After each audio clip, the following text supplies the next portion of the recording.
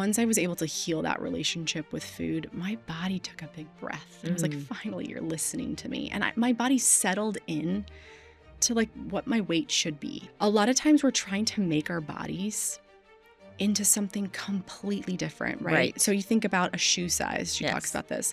Like, I'm a size 7. Yeah. I'm never going to be a size 10 shoe size. Like, it's just not going to happen. Right.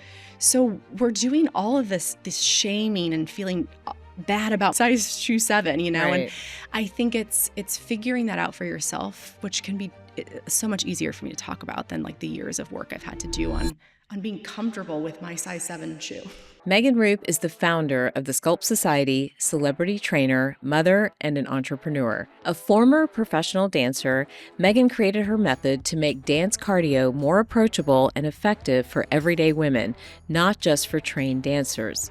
Strength training is so important, but I think anytime it becomes this all or nothing mentality of this is the only thing we can do to build lean muscle. I think there are so many other ways that we can still build muscle, help with bone density. If I know that I'm not going to show up to strength training 5 days a week, I know other women are too. So how can I build a program that's fun? So 2 days a week, yes, you're strength training, but it's done to the beat of the music. And then the other 2 days a week, we are doing my Sculpt and full body classes that really are going to burn that muscle group out in under 30 reps. You're going to build muscle. You're going to have all the things that we want to do in midlife. We're doing it intentionally. We're not doing it to spike our cortisol, burn out, feel exhausted. It's done in a way that is going to really help our body, right? Cardiovascular health is still so important, especially in midlife.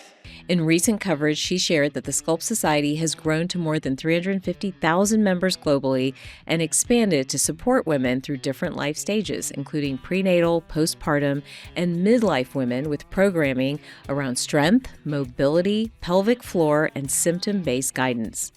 Please join me in welcoming Megan to the show. Hi, everyone. It's Dr. Taz. Before we get into today's episode, I just want to pause and say thank you.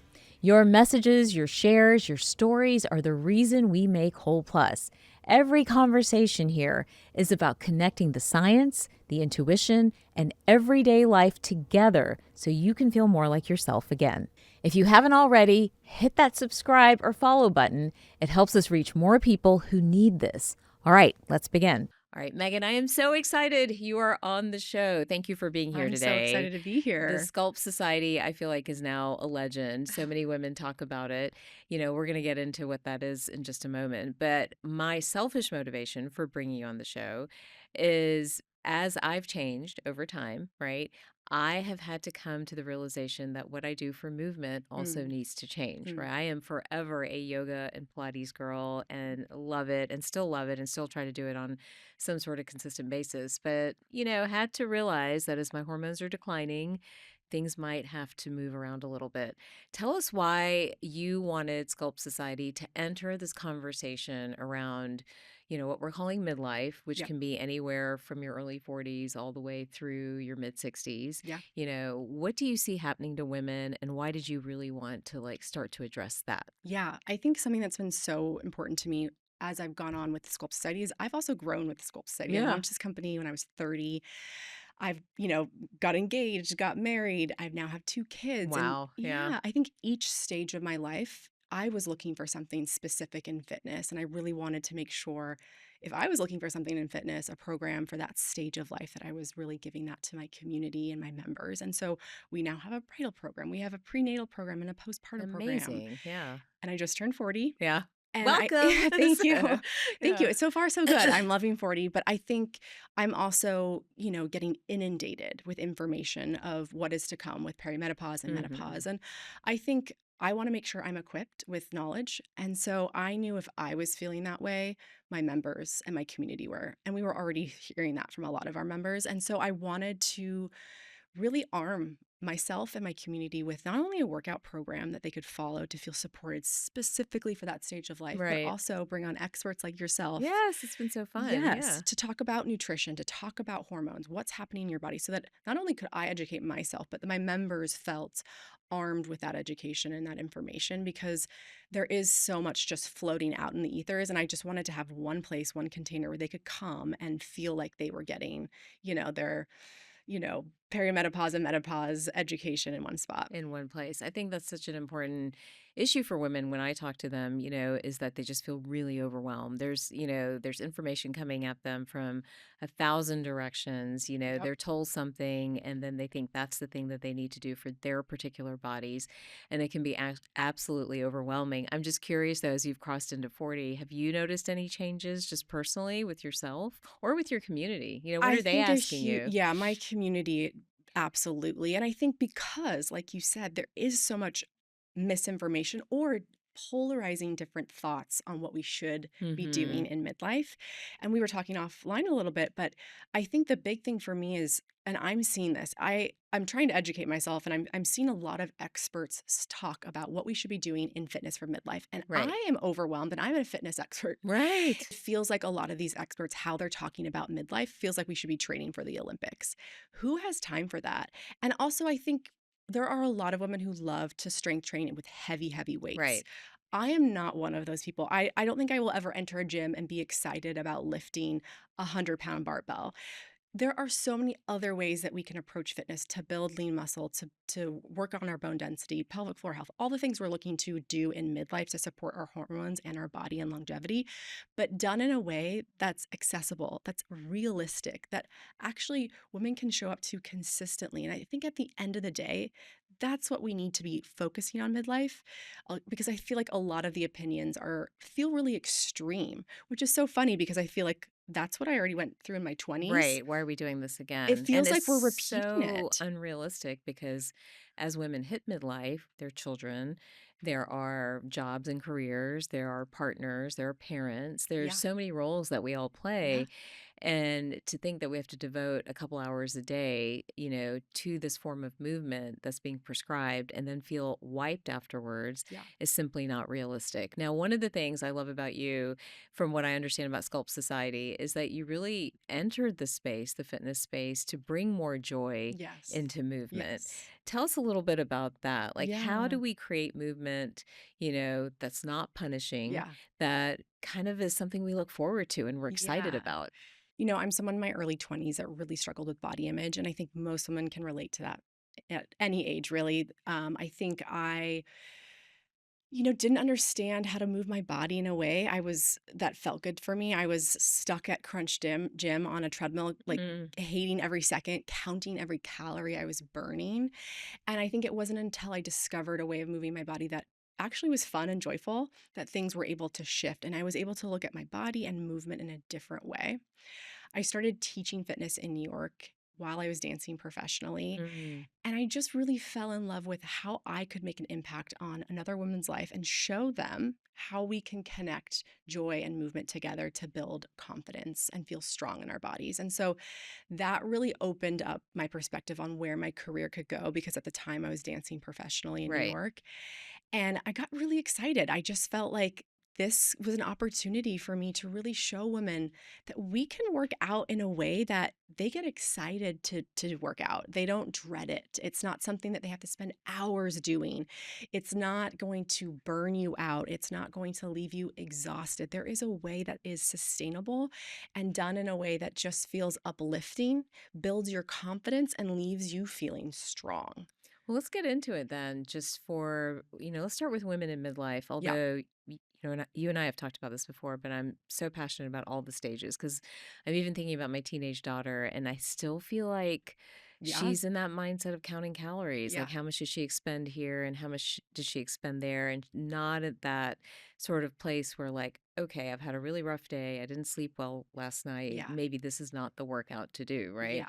How do we teach all women, but in particular, women entering midlife that are having changes, right? And you and I have talked about these hormone changes where, as the hormones start to shift, cortisol levels go up in Yeah. general, blood sugar levels get wonky. That's the science and the chemistry of Mhm. it.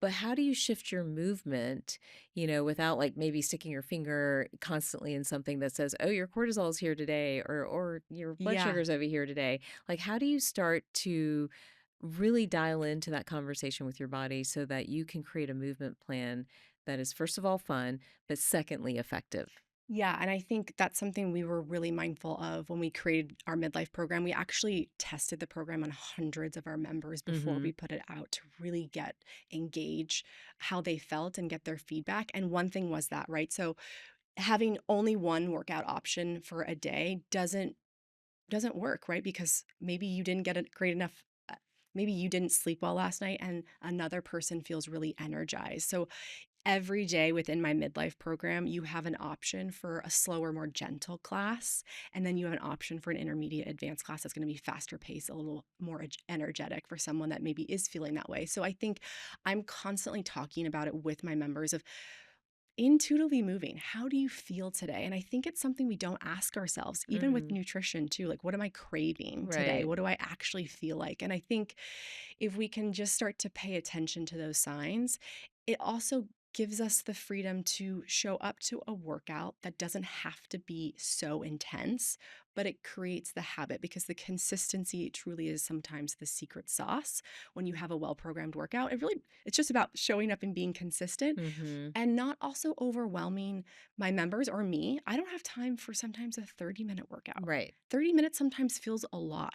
So I'm all about shorter workouts as well, consistently. That's something that in my time, I'm younger, yeah, I'm older than you. And so it was like the 90s, right? And it was like that 1 hour workout or bust, and if you I don't do know. that workout, like anything else you're doing is not worthwhile. And Same, it's by the way. taken so much Yeah, like mental like dialogue for me to be like, 10 minutes is okay. 20 minutes is okay. I know. Anything is okay. Is that is that one of the first places women in midlife should start when they're All thinking women, about movement? all women. So maybe break it down Yeah, for us. Like if we started with some of the biggest myths that we as women kind of associate with movement yeah. and what is effective for movement, what are like the top 3 that you would start to tackle or take down? Yeah, I think for women, by the way, I've just turned 40 and I also am having to constantly rewire and also teach my community Right. that rewiring of like, I don't know why, but we grew up in this time. It sounds like, even your daughter might be feeling that pressure too to Totally. do an hour Yes. plus. It's all BS. You really do not need an hour plus. If it is a well-programmed workout, I would rather my members do 10 minutes a day, 5 days a week than one grueling workout, feel exhausted, feel shameful, Mm. feel out of the consistency of showing up for yourself. So I think it's built the myth is you don't need an hour plus.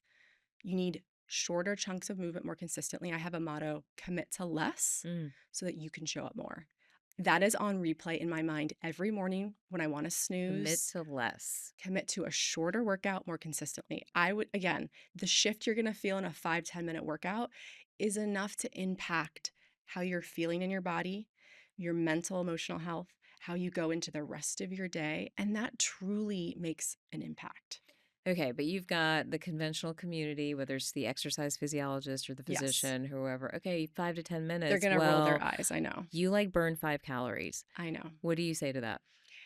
I think in the long term, how I like to think about fitness is it's not the next 30 days. It is for the rest of your life. We are building for longevity here. Mm. And oftentimes, what is getting in the way is that mental, um, what is the It's like word? a block, It's a right? It's a mental block. block, right? So at the end of the day, most women and men aren't working out and the goal is to move our bodies. And so if we can remove that barrier, if we can build that muscle, that consistency muscle, of just showing up because that's hard. That's the hardest thing is just showing up. That transforms our relationship with movement. And so I think that is more powerful than a lot of, I think, these experts who are coming on and saying we need to do all of this. Yeah, that would be great. But the In an reality is, ideal no academic one's world, doing it. right? It goes back to why diets don't work, why anything extreme or overwhelming in the workout world does not work. We know it. And so, how can I remove that barrier? I'm going to show you how we can move our bodies in 10 minutes in a really impactful way. You're going to experience that shift. You're going to show up time and time again, and you're going to build the habit. So if I have 10 minutes, Yeah. what would you have me do? So I look at it for someone in midlife, I am looking at it slightly differently in how I'm like structuring your week of workouts. So 2 days a week, I'm having you strength train. Again, you have the option for a faster paced strength class or a slow and controlled. I like to call them slow and controlled. They're more like progressive overload style classes where they're slower paced, but you can lift heavier. Okay. And then the other 2 days a week, I'm having you do a Sculpt full body class. So that's more of the traditional Sculpt Society method of mobility, deep core, really finding strength in like those smaller muscle groups. So we have big muscle groups. Yeah. We have smaller muscle Yeah. groups. There's the term progressive overload that I I've know it's heard a over lot. and over I again. know. And then what was the fourth term that you used? I think for midlife, let me rephrase that, not midlife. I think for all women, understanding your deep core and pelvic floor is so important. Deep core So and pelvic we also floor. include a lot of that in our midlife program. So I think for you, it'd be a perfect 10-minute workout would be a choice of a strength workout or a mobility workout. And you're going to flip-flop that 2 days a week. I want to pause here because I see this pattern all the time. People are doing the research, they're listening to the podcast, they're trying to take better care of themselves, and they still feel so stuck, especially when it comes to their health, their hormones, their stress, and even taking care of their families. That's why I created The Circle. The Circle is my private membership where we go deeper into these topics with real guidance, demos, live sessions, and a supportive community. If you want to try it, there's a 1-month trial available right now. You can learn more at wholeplus.co/circle. That's HOLPLUS.co/circle, or just click the link in the description below and use the code YouTube. Now let's continue the conversation. Let's get into some of these areas of what women in midlife need to be thinking about. Yeah. So when it comes to the pelvic floor, right? Yeah. Like I'm promise guys, this is not all about me, but No, it's important. I know Yeah. so many women are dealing with Yeah. this stuff. But I recently learned, now that I have some bandwidth to pay attention, is that I've got what we call an anterior pelvic tilt, right? There's that Yes. sway, right? Yes. Where my pelvis is sort of pushing forward. It makes my belly kind of poof out a little bit. A lot of women in midlife start to deal with that because of the hormone decline, because of sort of the loss of muscle and tone and things like that. So if we had to sequence movement in midlife, right? I know it's all important. Yeah. When I look at my physique and sort of my, the way I stand or the way I Mhm. sit, like that deep pelvic floor and core work is starting to move higher up on the list for me.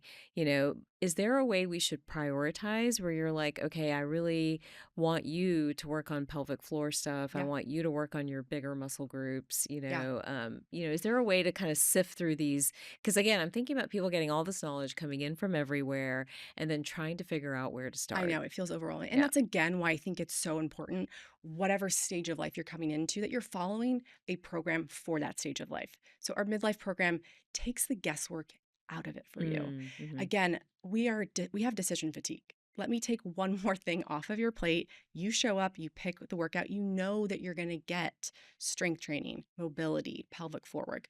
How I program it into the workouts. So I think what's important to know is like your deep core and pelvic floor are involved in everything. But I think what's important, so in every workout, we are talking through the breath, your deep core. But then once a week, I have a dedicated deep core class. Mm-hmm. I also, within the program, break it down for you because it's more than just your pelvic floor and your core. It's your breath and your diaphragm and understanding how those all work together. Most of us are doing the complete opposite. So maybe we could do it here. Yeah, let's try it. Most of us, when we think about engaging our core, what do? We suck in, Mm-hmm. right? Mm-hmm. It's very counterintuitive. There's going to be a lot of parts to this breakdown, but we're Okay, going to get let's through do it. it. I love it. It's going to be We should have worn life-changing. workout I clothes for know. this. But if you're listening at home, grab your rib cage with your fingers. And as you inhale, there's no engagement in your core, but I want you to expand through your diaphragm. Your rib cage is going to press into your hands. There's no engagement. On the exhale is when I want you to think about that corset, those transverse abdominals knitting together, hip bone to hip bone. As you exhale, go through a straw, hip bone to hip bone, midline, and then you're knitting that rib cage together. One more time. Inhale, expand, no engagement. Release. This time, as you exhale with the corset, you're going to lift your pelvic floor. So you're knitting and you're lightly, gently lifting that pelvic floor. Let's do it one more time at home. Hopefully you're doing this with us. Inhale, release. Lengthen, no engagement. Exhale, deeply knit. blow through a straw, knit it together, lift gently through that pelvic floor. That blowing Inhale, through a straw release. is a different motion completely, right? It's a lot to think Yeah. about, but I think once we can get into the groove of that, you understand anytime you're loading the spine, that is the breath that we want to get into where our core is engaged, you're still breathing, and there's a lift of the pelvic floor. There's also just so important and knowledge for women is the lift is just as important as the lengthen and release. So Mm. many women are in a hypertonic state where Mm-hmm. their pelvic floor is just up. Right. And that obviously can lead to other pelvic floor dysfunction, incontinence, all these things. So understanding how to just release the muscle. And if you think about a bicep curl, right, the up and the down are just as important. So same Right. with the pelvic floor, the lift and the release of that muscle is important. Why are we in a hypertonic state as we enter midlife in the pelvic floor region? I don't even know if it's a midlife issue. I think it's a lot of I would this is maybe an overassumption, but like high performing women who are just like At think it. that they're Yeah. on the go Yeah. go. They think they're they're just lifted. They're in a contraction the whole time, and just Mhm. honestly breathing allows you to relax and lengthen. And there's nothing you need to do for the lengthen. It's actually just releasing the muscle. That's so funny because I was just in yoga earlier this week and the instructor was saying the same thing. It's like the breath is what relaxes the Yes, musculature. And because most of us are, holding our breath. stressed or tense or juggling 20 different things, most women are holding their breath, and Yes, contracting those muscles for long periods of time. yes. Talk also about progressive muscle overload. I get fed a lot of content around that. Yeah. What does that look like? How does that play into our overall health, maybe as we're getting into midlife and even beyond? What is that? I think why I really like this class especially for the Sculpt Societies, we have slow and control classes as well in our Sculpt and full body classes. And those are more of like a gentle beginner class for that mobility movement and those patterns. For us, when it comes to strength classes, whether this is a great class if you're a Hmm. beginner to weights. So it's a really nice, gentle strength class. If you're more of an intermediate advanced member and you're taking a slow and controlled strength class, it's your opportunity to progress into heavier weights over time. So, it's again a slower pace so that you can have the opportunity to pick up heavier weights. Are there any rules with progressive muscle overload? Like, for example, you need to weaken the muscle or you need to tire the muscle. To do that, you need to do, 3 sets of 10 reps each on a particular muscle group to get that. And then you need to keep going up higher and higher and higher. I think Help like us this, sift through that. yeah, I think What's like the that about? standard is like 6 to 8 reps. You should be at full fatigue. And if you're not, that's a great indication that you're ready to level up your weights. Gotcha. And is there a place where women should start? And how much do you increase? I think it really depends. Like, have you strength trained before? Mm, And if you're not, we like to say at the Sculpt Society, beginner weights 5 to 8 pounds. See how that feels. If that feels too easy, again, if after 6 to 8 reps in a slow and controlled progressive overload style class, you feel like you could do another 6, maybe that's a great indication that you can go up to 8 or 10, and you just continually slowly progress. slowly increase Yeah, it. All the information out there right now is really harping on strength training, I right? know. Every single person I meet is like, okay, I know I need to strength train. And then they just kind of like feel defeated, right? Like, Yes. I know I need to strength train. And I was right there with him because it wasn't my favorite thing in the Yes. world to do, right? I like probably more like you. I like more of a flow or Hmm. more of a dance routine or Yes. something along those lines. Yes. And so the idea of going in a gym and just like picking stuff up and like looking at a muscle and, I it's just like, feel the okay, same this way. is like so boring. So boring. I can't do this. You know, how should we be thinking about this information coming at us right now? Strength training is so important, but I think anytime it becomes this all or nothing mentality of this is the only thing we can do to build lean muscle, um, we question it. I question it. I think there are so many other ways that we can still build muscle, help with bone density. There is so much we can do with our own body weight, with resistance training. I love bands. I love a Pilates Mm, ball. I love body weight exercises. If it's, how I'm programming a lot of my sculpt and full body classes, which if anyone hasn't taken a class with me, it's like a little bit more of an athletic paced Pilates class, right? So we are moving through more of those traditional fire hydrants into extensions, Yes.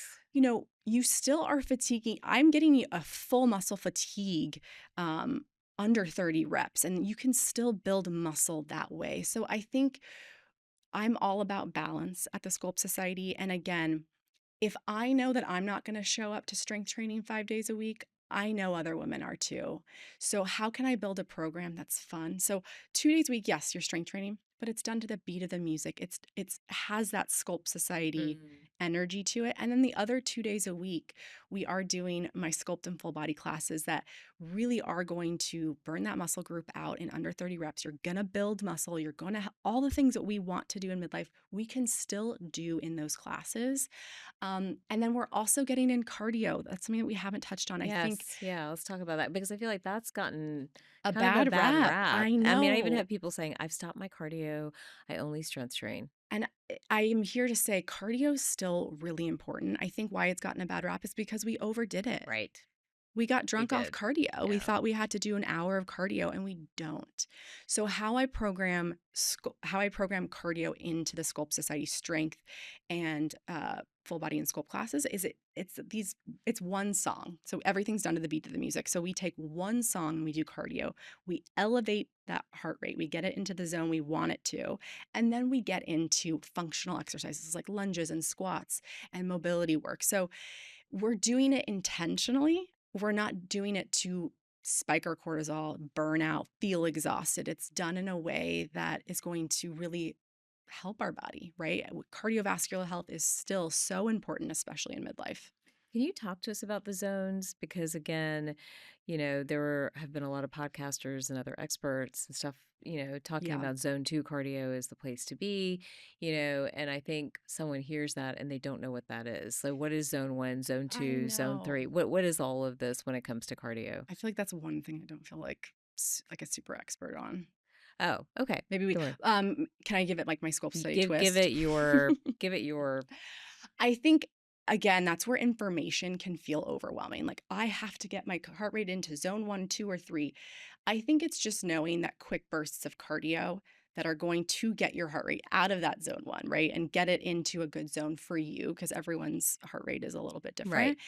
But that it doesn't need to be these long stretches where we feel exhausted, fatigued, and we feel like that stress is happening when we do so much cardio.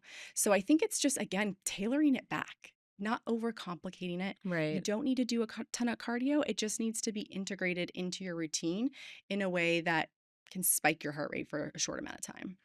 One of the things we spend a lot of time in the exam room looking at with patients nowadays is not just their hormone levels, right, as they Yeah. enter midlife, because we do know that those start to go down, but also looking at cortisol and the Yeah. role of stress and cortisol. And we can measure it. You can measure cortisol and Yeah. understand what it's doing. And the other place where I feel like there's been a lot of confusion is okay, my cortisol is high. So I've stopped doing X, Y, or Mm-hmm. Z. Mm-hmm. How do women marry the fact that they are high stress, they've Mm-hmm. traveled, maybe they didn't sleep on a particular Mm. night, with their movement plan? How do Yeah. they merge those two ideas together? I think, again, it goes back to following a program that gives you flexibility. Why, again, each day on the Sculpt Society's midlife program, you're going to have the option for something a little slower, a little bit more gentle, and something a little bit more fast paced. But even I think just having small things in your back pocket, like maybe it's just a walk outside Mm, and just having those things that you can, maybe you just need a dynamic stretch or warm up to just get your day going so that again the habit is still being integrated into your lifestyle, you're still getting movement in. But if you didn't sleep well last night and then you're going to go for a run, I not a mean, great idea. I d- That's what got me sick. I yeah. would like do night shifts or, hospital rounds or whatever, but I would still wake up at 4:30 in the morning Oh to my go for my one gosh. hour run, on Oh, nutrition that didn't oh, really match, yeah. that high cortisol state. So I think, if we can tell women anything, it's this idea of again being fluid and flexible is what I hear you Yeah. saying, Yeah. that it's not this rigid, like, if I don't do this, hour of cardio, 30-minute intense heavyweight workouts, Yes. I'm never going to have the figure or the fitness or Correct. the strength or whatever it is that I desire to have. Correct. And what I hear you saying, it's simply not true. Yes. Because Does sometimes a little extra sleep might be what you and your body needs that day. And I know you work with a lot of celebrities as well, I do. right? How are we different, when it comes to our everyday life Yeah. versus a celebrity training for a Yeah. movie or a concert or things Yeah. like that? I know you've worked with Dakota and some of the Yeah. others. What's the difference there? I think what is so funny is I think people think that they're getting like a special treatment Yeah. plan. Yeah. And every celebrity I work with gets exactly the workouts I have on the Sculpt Society app. And I think they're busy too. They Mm, don't have a lot of time too. And I think, again, my commit to less to show up more approach works because I also live and breathe that too. I'm a mom of two. I have a company. Like I don't have a lot of time. And I know on those days where I'm not motivated or I'm tired or I just trying to like figure out my own way to move my body, that mind switch of committing to shorter workouts that are well programmed where I can log on to the Sculpt right. Society, I can throw on a video and I know I'm getting everything I need from strength training to mobility, everything in that class has given me such a sense of freedom. So I think just knowing, I think it comes back to just having a tool, whether it's my Hmm. program or someone else's, that you can look forward to and follow. And again, it takes the decision away. Out of this. Yeah.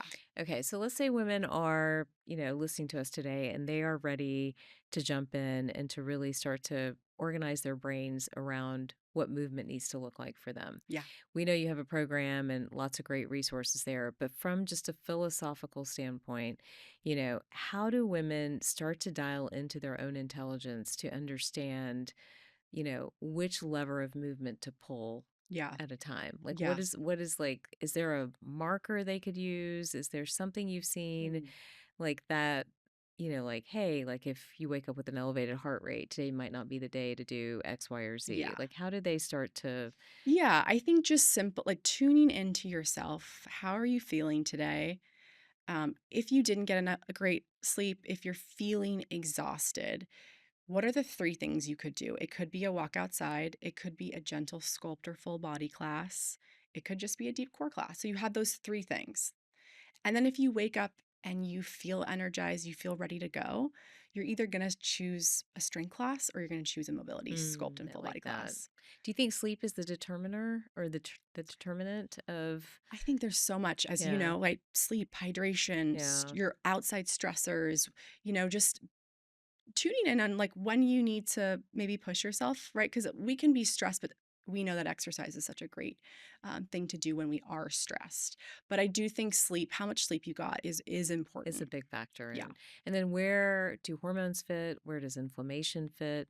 Where do Yep. some of these other variables fit when it comes to thinking about movement? I think it's important to talk to your doctor just when it comes to those specific markers, because I feel like even in the research and conversations I've had, so much of that can be different Yes, definitely. for each person. But knowing, I think that in midlife, we need some strength training, we need mobility. We have those core pillars of movement patterns that we want to get in and not overcomplicating that. I like those again. So those were getting mobility, using those smaller muscle groups, getting the deep Yep. pelvic floor Strength training and the core, and then the strength training, and right? cardio. And the cardio. Little I bits, forgot cardio little bits of again. Oh cardio, my little bits of gosh. cardio. I've been Yeah. brainwashed too, No, forgetting no. cardio again. Well, I think that, one of the things that I've tried to guide women on and I think we're on the same mission there, is like, how do you start to understand yourself? How do you start to Yes. like recognize what's going on with you? I think how you feel Mhm. has a lot more relevance than what, a lot of people want to give credit for, So I think, how you wake up in the morning, like, your energy throughout the day, your cognitive health, these are all signs, I Mhm. think. Now, for those that like to track, I will look at things. I'll try to help people look at things like, their HRV, Yeah. what's going on there, because sometimes that's the heart rate Yes. variability. Yes. And if your heart rate variability on a particular day is significantly lower than your average, well, maybe that's not a day to get into a super heavy cardio or strength training type Yes. workout, but do something Mhm. instead. And that actually, I was going to bring that up. We do integrate with Aura Ring. Oh, you do? So Okay. your That's readiness cool. score Yeah. is pulled into the Sculpt Society, and based on that score, which is so nice because of course they take the HRV, they take Right. all your sleep, and they Right. they give you that score. We will recommend a category of Mm. workout to do. So if you have a really low readiness score, it's going to say, hey, Maybe you need to stretch, walk outside, or do a slow and control class. So if you are someone that likes to track and you want that like definitive, what do I do today? You can integrate that. And I think that's a really nice way to use your readiness score on the Aura Ring. So sleep, your energy, maybe your readiness score. Nutrition. Let's talk about nutrition for a Yeah. quick second here, because again, this is another one Yeah. that is incredibly fatiguing. Okay, you've got to get a gram of protein per pound. So for some people, that puts them at like 100 to 150 to maybe even 180 pounds of protein. Yeah. I mean, did I say that right? Grams, not Grabs. pounds. Yeah. 180 grams of protein. And that sounds I nauseating, know. And, you know? it's a tough thing because I'm such a believer in intuitive eating. I don't track things. However, I'm such an advocate for good nutrition, right? So I'm an advocate for gentle nutrition in the way that, I've gotten to a place where I've been able to cut out the food noise, which I think Mm. so many women struggle Hmm. with. We have an amazing food freedom guide that really helps walk you through how to kind of make peace with food. Right. But at the end of that, there is gentle nutrition. And I think it's understanding, again, simplifying it. Like what foods give you energy? What foods, leave you feeling bloated? Hmm. And understanding what your body needs. Yes, we know we need protein. We Right. know we need fiber. We know we need good fats. But you're not into like measuring and I'm not. okay. I'm not. But I think only because it's a slippery slope. Right. And I think, as we know, there are a lot of eating disorders that come out of perimenopause and menopause. So I think it's important to talk about, and it's important to know the types of food groups we want to lean into and educate yourself on what that is, but not to get so focused on it that like you're counting every calorie and every gram of protein you have, because I do think it's a slippery slope. I was watching something yesterday and it said like 1 in 8 women are now on a GLP-1 Hmm. medication. And one of the things that we know is a side effect of that medication, Yeah. if it's not being used correctly, is muscle wasting. Yes. How are you helping women on that medication, understand and come to terms with their body? Because I'm actually seeing, and we prescribe these, by the way, in full Yeah. disclosure, but we prescribe in a very holistic pattern where we are looking at a lot of other determinants of health. We're looking at gut health and hormone health Yeah. and inflammation and cortisol, and trying to make sure those things are ticking away where they're supposed to before we'll bring one of these medications into the picture. And oftentimes we're microdosing the medication. We're not doing, Yeah. the big standard dose, because what we're trying to do is not create sort of this cycle of people that are like, oh my gosh, I'm so dependent on this. I don't eat at all. Hmm. This is amazing, blah, blah, blah, Hmm. blah, blah.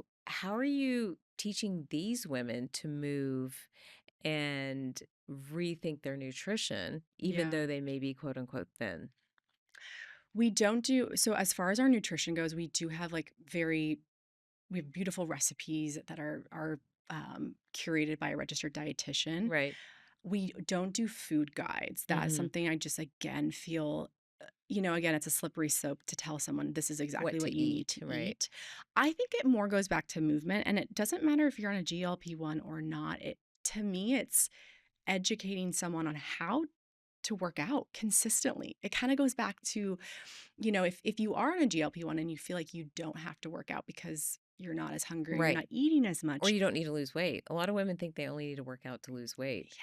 That's simply not true, Yeah. So I right? think it's just showing women how they can incorporate movement realistically into their life. That's so important. Also, showing them how it can be a mental health and emotional health tool Mm. outside of just physical, and how transformative that can be. So I think a lot of people, maybe they're like, I don't need to work out, I'm not naturally thin. Maybe movement becomes a little bit more interesting as a mental health tool for you then, and you can lean into that. I know for me in the mornings, I feel like a different person after I've worked out. 100%. I'm Yeah. grounded. I am Yeah. I am here. My posture's better. Like Oh my my posture's gosh. better. My brain is clearer. So much clearer. And I'm I think happier. so much happier. I'm a happier human. And so I think, it's just those small tweaks and making sure that messaging is so clear, how I talk in the workout, how I'm talking on social, just Hmm. continuing to show them in a realistic way that they can show up. What does body confidence mean for you today? It used to Oh, be, we had to be a certain size, yeah. we had to look a certain Yeah. way. I think that's changing. Yeah. What is body confidence today? I think for me, yeah, in my 20s, it was all about how I looked. And once I was able to really release that and heal that relationship, body confidence for me is like just owning who I am right now in this present moment. That is so hard for women as they're hitting midlife. Yeah. I'm thinking about a patient who was like, well, I went on a girls' trip and everybody was back at their college weight except for me. Mm, Is that necessarily a good thing? Is that body confidence when everyone's back to like their weight of their 20s right. and, Right. pre children and pre everything? And I Like, don't even think what I would take it a step further is are those women who are at their weight from their 20s in college, do they have body confidence? right. Thinness doesn't mean confidence. So I think So that is the biggest misconception that body confidence comes from being thin. yeah. What would you say to that? Yeah, that it doesn't, and that it's really the internal work that we need to do on ourselves. Like what are we saying to ourselves on a repeated daily basis? And I know that can feel woohoo if you're not in tune with your inner thoughts, but really getting clear with yourself on your values, what you value about yourself, your body, what you're capable of, and how you talk to yourself about your appearance and what your Mm, body is to you. So I think really clearing up that messaging for yourself because so much of that relates to how you feel mm. and your confidence. It's also connected. We talk a lot about midlife because there's so many big shifts in Yeah. midlife when it comes to hormones and cortisol and so many things. But if you think about it, and we actually started the episode with this, women are shifting all the time. Hmm. And because of that, our bodies are shifting all the time, right? You go from teenage, or Hmm. even preteen to puberty, you look different. Yeah. You go from that into your 20s, then you go into your 30s, postpartum, Yeah. throughout Yeah. pregnancy, that's a whole, change to Yeah. the body. How can women consistently through every shift? How can I tell my daughter? How can I tell a young woman in her 20s? Mm. How can I tell somebody who's postpartum who's like, oh, I have to get in the gym right away? I have to lose. Someone told me that. One of my patients, you probably hear this too. I think Yeah. they are where they have to be, on camera more. But one of my patients was very clear with like, I have got to lose all of this in the next 6 weeks because we're shooting Oh, again. How do we help women safely navigate shifts that are natural? I yeah. talked about it in the hormone shift, you know, and move in a way that is rhythmic while Hmm. still kind of accomplishing your goals, I right? Of, know. of tackling all these things. Is there something they can latch onto, Mm. you know, to start to foster this body Mm. confidence and start to Hmm. reach into this toolbox a little bit more, Yeah, I think you it's know? so deep and so deeply connected to, unfortunately, as women in the society, like so much of our said value is attached to what we look like. And I Yeah. think it starts from when we're, kids. Little, And right. it's interesting. I have two daughters, and like the difference on sometimes how I see people talk to my daughters versus little boys, it's always about the appearance. Interesting. She's And so so, pretty. yeah. Yeah, And so yeah. I think, gosh, it's such a nuanced conversation, but really, how can we have a little more body neutrality I like and that. and Yeah. not be so fixated and understand that our whole value isn't based on this. Mm. There's so much, you know, outside of that appearance. And I think again, it's nuanced, but like how can we work towards body neutrality? And then also just again going back to how powerful our thoughts are and having ownership of those thoughts and laying down the law. I'm someone again who struggled with that in my early 20s, but Me it too. still creeps in, and if it creeps in, I'm like, shut the F up. I'm not listening to that conversation. I Mm. talk back to that voice. And I think you have to get to It's that like a point where, skill. yeah, it's a skill and something you got to work on. So one of the things that I think I'm hearing a lot more about, and the word that keeps coming to my mind, I love that idea of body neutrality. And I think that in itself is a skill. Hmm. And it's probably a skill we need to be teaching our Yeah. daughters. And it's probably a skill we need to be cultivating in ourselves over and over again. But one of the things that I think you've been harping on throughout this entire episode is that we each have our own intuition, Yeah. our own intelligence system. We're not tapping into it. Yeah. and we are spending a lot of time absorbing a lot of content and a lot of voices, Yeah. which sometimes blunt your own Yeah. your ability to listen to what you need Yes. to do. Yes. And so I think that, if I could weigh in on the movement component of this, because I've been in the same boat and through all the transitions, right? And I also don't have a naturally lean or naturally thin, genetic profile by any means, right? So trying to fit into like these Mhm. different norms that have been Mhm. created has been a lifelong struggle. And unfortunately, it kills me that my daughter is trying to do the same thing, Mm. right? Like it absolutely kills me. But I've realized, and I've talked to this with other patients too, is that they're watching Mhm. and the girls are watching. Yeah. And for women in midlife, it's really important for them to understand that our kids are watching us, our girls are watching us. And when we like engage in behaviors that don't foster body neutrality and body confidence, we're handing that down as well. Yeah. And not that I'm perfect at this by any means. I don't think I've mastered it, but like it is something to remind everybody when we talk about movement as medicine that we need to think about movement as medicine, Mhm. not as this like goal to muster, Or to control. or to control. Yeah. And that is where I think the entire system, our nervous system, our hormone system starts to fight back and work against us. I see it as inflammation. Yeah. You probably see it as frustration, Mhm. right? And Mhm. tears that Mhm. nothing's happening or nothing's changing. Mhm. But I think the missing piece of that is that you're not listening, No, I know. you And I know? think about, especially with my food journey, I felt like I had to follow these strict rules, right? Constantly yo-yo dieting, constantly binge eating, and I think I was just holding on so tight. Mhm. And once I was able to heal that relationship with food, my body took a big breath. And I was like, Mhm. finally, you're listening to me. And my body settled in to like what my weight should be. And I do think sometimes we talk about this in our food freedom guide with our registered dietitian. She's an intuitive eating counselor. And a lot of times we're trying to make our bodies into something completely different, right? So Right. you think about a shoe size. She talks Yes. about this. Like I'm a size 7. Yeah. I'm never going to be a size 10 shoe size. Like Right. it's just not going to happen. Right.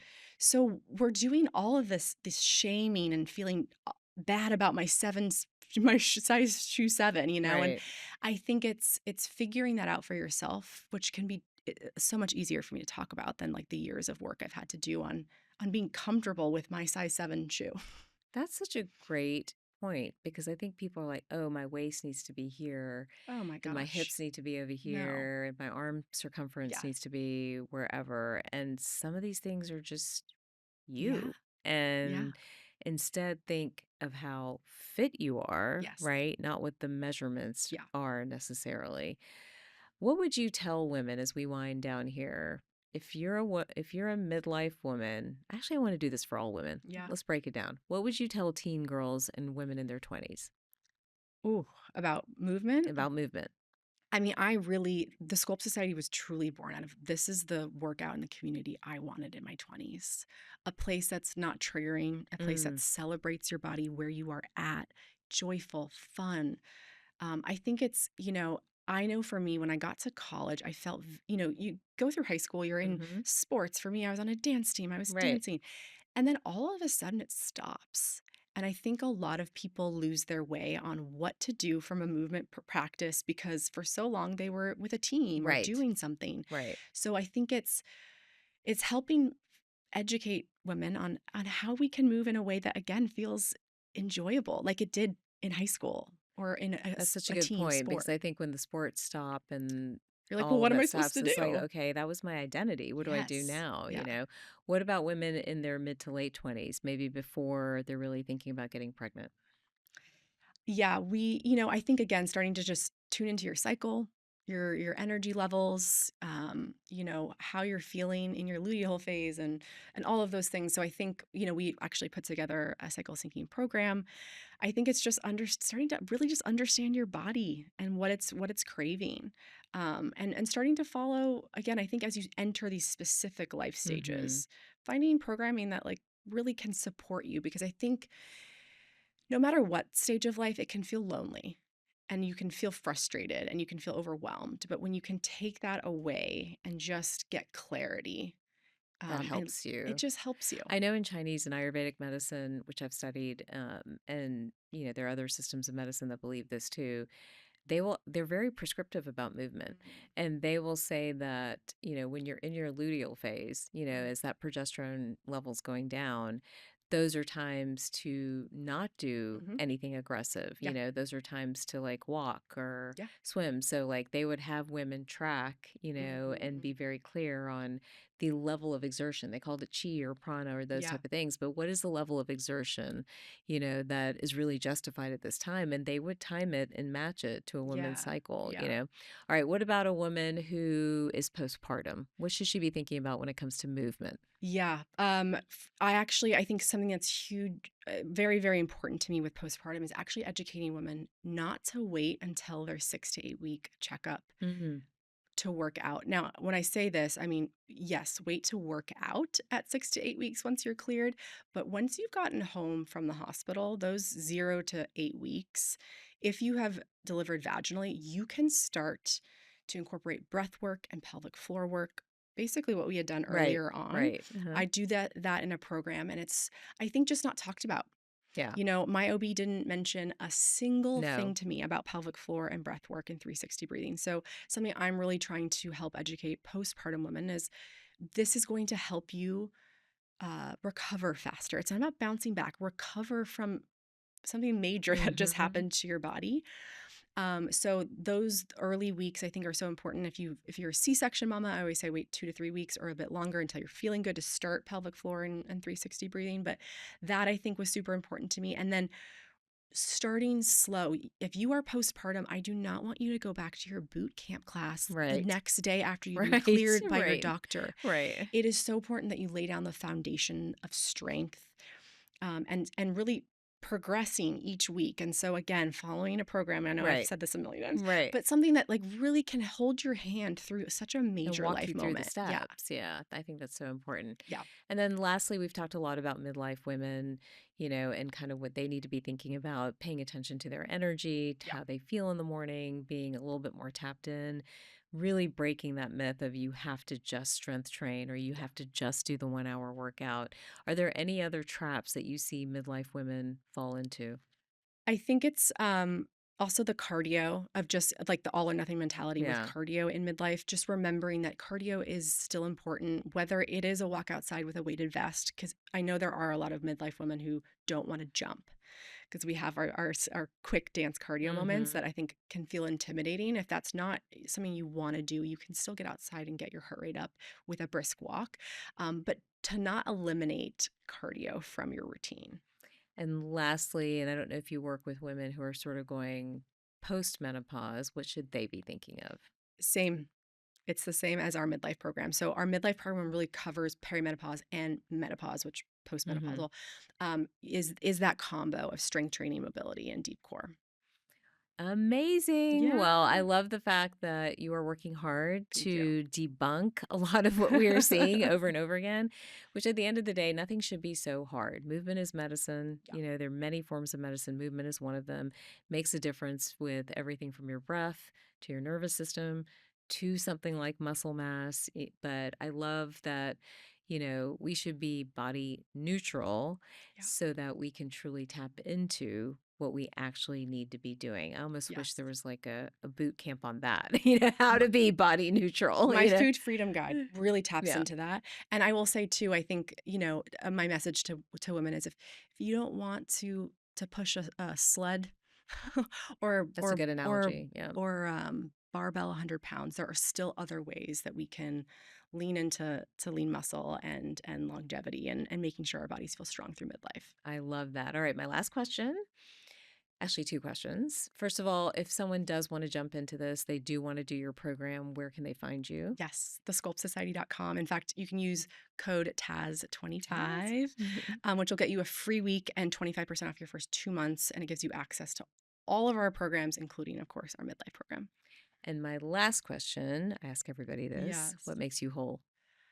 Ooh, I think just knowing who I am. Mm, self Mm. awareness. Yeah. I love that. Well, thank you so much Thank for you taking for time to having join me. us This was so today fun. and talk about movement as medicine. I hope, at least I hope, women everywhere will listen to this and maybe shift their mindset a little bit Yeah. around movement and how to move and what's important with movement. So, thank you again for joining Thank us. you. And for everybody else, we post new episodes every week. Don't forget to subscribe and share it with your friend. If you got one of those workout fiends who is still in that all or nothing mentality, send this to them so that they can maybe start to learn to listen to their bodies a little bit better. I'll see you guys next time. Before you go, remember healing doesn't happen all at once. It happens in moments. If today's episode gave you one of those moments, subscribe and keep learning with me. The next video is right here and it picks up right where this one left off.